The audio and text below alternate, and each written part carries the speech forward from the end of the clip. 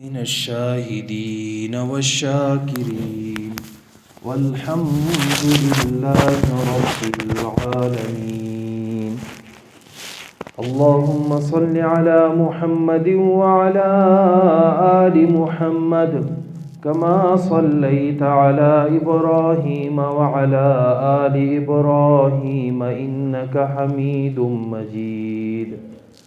اللهم بارك على محمد وعلى آل محمد كما باركت على إبراهيم وعلى آل إبراهيم إنك حميد مجيد. معزز سامعین، عزیز بزرگوں، حاضرین محفل، جمادی الثانی کا تیسرا جمعہ ہے، 1446 ہجری۔ اس طرح پچھلے جمعے ذکر کیا گیا کہ حضرت سیدنا صدیق اکبر رضی اللہ تعالی عنہ اس مہینے کے 22 جمادی الثانی کو آپ رضی اللہ تعالی عنہ کی وفات ہے۔ آپ صلی اللہ علیہ وسلم کی عمر بھی 63 سال تھی، اور حضرت ابوبکر صدیق رضی اللہ تعالی عنہ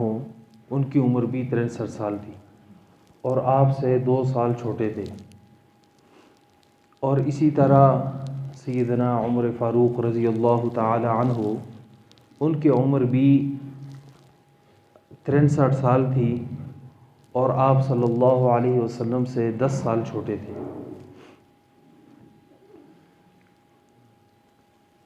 سیدنا صدیق اکبر وہ عظیم صحابی ہیں کہ اللہ کے نبی صلی اللہ علیہ وسلم نے جب دعوت کا آغاز کیا تو پہلی شخصیات میں سے ہیں، سب سے پہلے مردوں میں ایمان لانے والے سیدنا صدیق اکبر رضی اللہ تعالی عنہ ہیں۔ اور صرف ایمان ہی نہیں، بلکہ اس وقت سے مصائب، مشکلات، اذیتیں، قوم کا نکالنا، یہ ساری چیزیں سہنے لگے۔ سب سے پہلے والد ان کے مخالف، بیٹا جو ہے وہ ان کا مخالف، حتیٰ کہ جنگ میں بھی بیٹے نے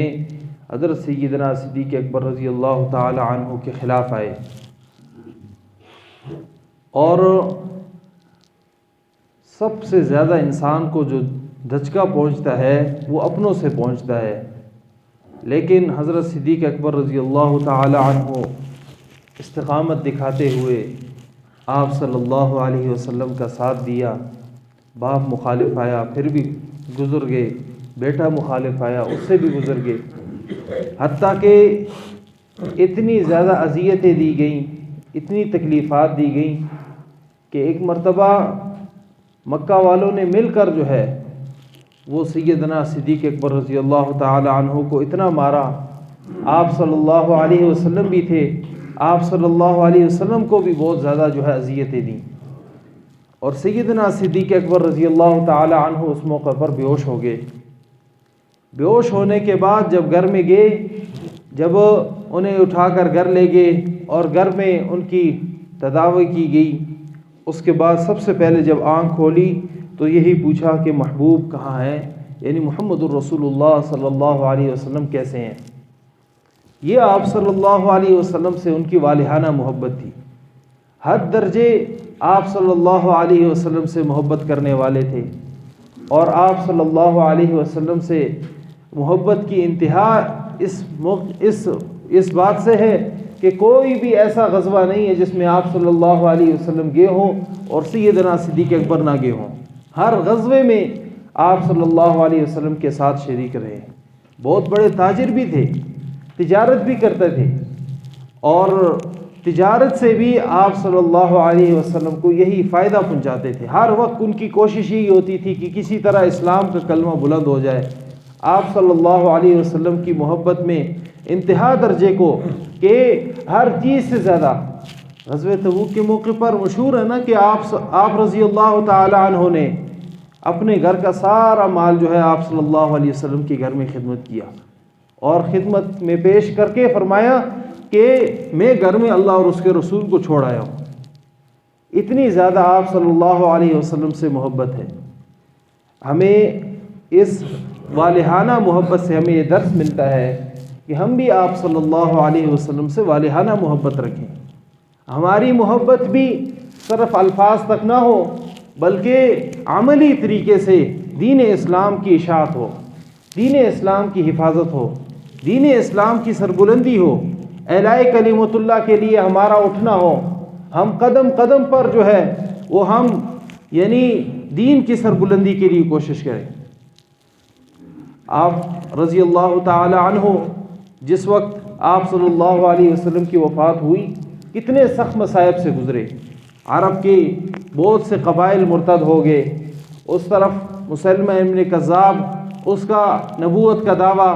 اور اسی طرح جو ہے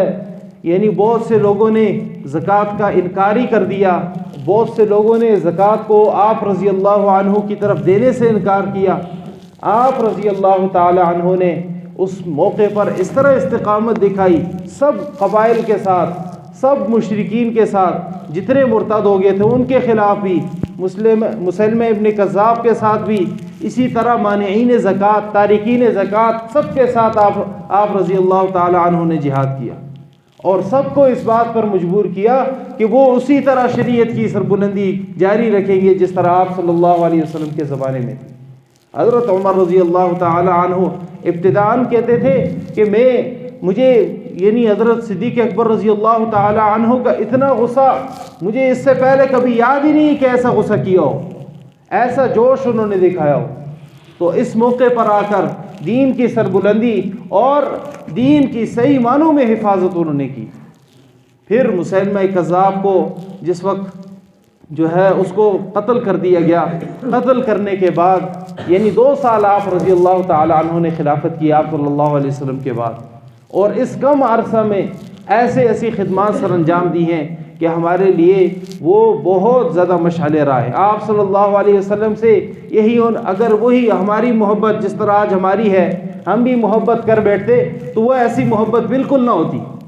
وہ ہماری طرف یہ دین بالکل ایسے نہ پہنچتا جس طرح آج ہم دین کی سربلندی اور آپ صلی اللہ علیہ وسلم کی محبت کے دعوے میں جو اپنا عشق دکھاتے ہیں۔ ہم اپنی جو ہے وہ آپ صلی اللہ علیہ وسلم کی منصوبات کی طرف جتنی اشارے کر کے اپنے اوپر ایک ایسی انداز میں آپ صلی اللہ علیہ وسلم سے محبت کے دعوے دار ہیں کہ جس انداز کو کوئی بھی محبت کرنے والا نہیں اپناتا۔ نعت پڑھ کے، نعت ایسی آپ صلی اللہ علیہ وسلم کی کہ جس میں سارے کے سارا شرک ہو۔ آپ صلی اللہ علیہ وسلم کا محبت کا انداز یہ کہ سب سے پہلے اس کے لیے داڑھی جو ہے کتروا کر آپ صلی اللہ علیہ وسلم کے لیے جو ہے محبت کا اظہار ہو رہا ہے۔ تو یہ کتنے ہمارا دعویٰ، وہ دعویٰ در حقیقت ہمارے وجود ہی سے باطل ہو جاتا ہے، چاہے جائے کہ اس پر عمل درآمد ہو۔ تو مختلف قسم کے انداز ہیں آپ صلی اللہ علیہ وسلم کے محبت کے، اور ان سب میں اعزاز بخشنے والی چیز یہی ہے کہ آپ صلی اللہ علیہ وسلم سے محبت یہ ہے آپ صلی اللہ علیہ وسلم کی سنتوں کو زندہ کرنا۔ محبت کا اظہار یہ ہے کہ آپ صلی اللہ علیہ وسلم کی جس دین کی خاطر آپ صلی اللہ علیہ وسلم نے تکلیفیں اٹھائیں اس دین کو وہی کندھا دینا تاکہ یہ دین بے سہارا نہ سمجھا جائے، تاکہ امت مسلمہ یکجا رہے، تاکہ مسلمان جو ہے وہ صحیح معنوں میں اللہ کو راضی کر بیٹھیں۔ تو سیدنا صدیق اکبر رضی اللہ تعالی عنہ نے اعلاء کلمت اللہ کے لیے اپنے ہر چیز کو جو ہے فدا کیا۔ روایت میں آتا ہے آپ رضی اللہ تعالی عنہ شدید قسم کے بیمار ہوئے، آپ رضی اللہ تعالی عنہ نے جو ہے علاج کے لیے دور علاقوں میں مختلف جگہوں میں تشریف لے گئے تاکہ اپنا علاج کریں۔ وہاں پر آپ رضی اللہ تعالی عنہ جب وہ اس علاج کر کے واپس آئے تو آپ کے ساتھ ایک حکیم بھی تھا، اور وہ اس حکیم کو بھی وہی مرض جو ہے لاحق تھا۔ آپ رضی اللہ تعالی عنہ اور وہ جب واپس آئے تو واپسی میں اس حکیم نے کہا اس بندے نے علاج تو ہمارا کیا ہے لیکن کچھ ایسے قسم کا زہر اس نے ہمارے وجود میں داخل کیا ہے کہ شاید ہی ہم اس سال بچ جائیں۔ آپ رضی اللہ تعالی عنہ پھر اسی سے جو ہے آپ رضی اللہ تعالی عنہ چند ماہ بعد جو ہے وہ آپ کی جو ہے وفات ہو گئی۔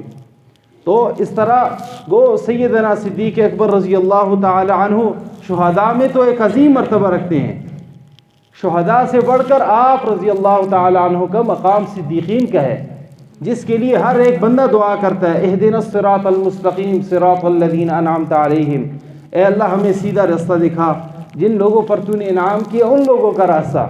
اب ان لوگوں کا راستہ اولئک الذین انعم اللہ نے انعام کن لوگوں پر کیا ہے؟ فرمایا النبیین، نبیوں پر اللہ نے انعام کیا ہے، والصدیقین، اور صدیقین پر جو ہے یعنی اللہ رب العزت نے ایمان جو ہے انعام کیا ہے۔ اس کے ساتھ ساتھ والشہداء والصالحین، شہداء بھی اور نیکوکار بھی۔ تو آپ رضی اللہ تعالی عنہ صالحین کا درجہ بھی پاتے ہیں، آپ رضی اللہ تعالی عنہ شہداء کا درجہ بھی پاتے ہیں، اور اس سے بڑھ کر صدیقین کا درجہ بھی پاتے ہیں۔ تو ہم سب کو والہانہ محبت کا اظہار ہمارے لیے تب ہی ممکن ہے ہم دین کی اشاعت کریں۔ ہم دین کی اشاعت مختلف صورتوں میں کر سکتے ہیں، اپنے وجود کے ذریعے سے آپ صلی اللہ علیہ وسلم کی سنتوں کو احیا کر کے، زندہ کر کے، اپنے وجود سیرت کے لحاظ سے، صورت کے لحاظ سے ہم دوسرے کو دکھائیں کہ آپ صلی اللہ علیہ وسلم سے محبت ہماری یہ ہے، دوسرا بھی اس سے سبق حاصل کرے گا۔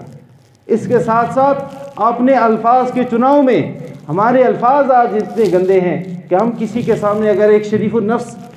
شخص کے سامنے اگر اپنے الفاظ ہی رکھ دیں تو ہمیں ان کے الفاظ ہی سے ہمیں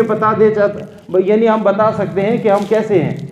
تو اپنے الفاظ میں خوبصورت چناؤ، گالیاں گلوچ نہ ہو۔ کتنے ہی ہمارے ایسے بچے ہیں کہ جو گالی گلوچ دیتے ہیں۔ گالی گلوچ ایک انتہائی نازیبہ کلمات ہیں، انتہائی گھٹیا کلمات ہیں، اللہ رب العزت کو ناراض کرنے والے کلمات ہیں، لیکن اکثر الفاظ ایسے ہیں، بعض اوقات ہم بڑی محبت میں دوسرے سے بات کرتے ہیں، لیکن محبت میں بھی ہماری بعض اوقات ایسی گالیاں دے دیتے ہیں۔ اگر شریف النفس انسان جو ہے وہ ذرا سا سوچے تو دیکھے کہ بہت بڑی اس نے گالی دی ہے۔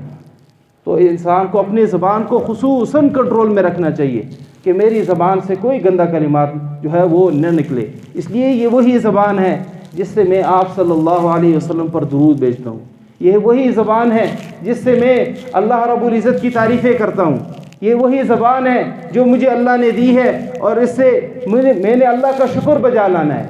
لیکن جب یہی زبان کو غلط الفاظ میں استعمال کیا جائے، گالم گلوچ میں استعمال کیا جائے، ایک تو انسان کی اپنی شخصیت جو ہے اس سے متاثر ہوتی ہے، اور دوسرا اس سے اپنے معاشرے پر بھی اس کا بہت بڑا اثر ہے۔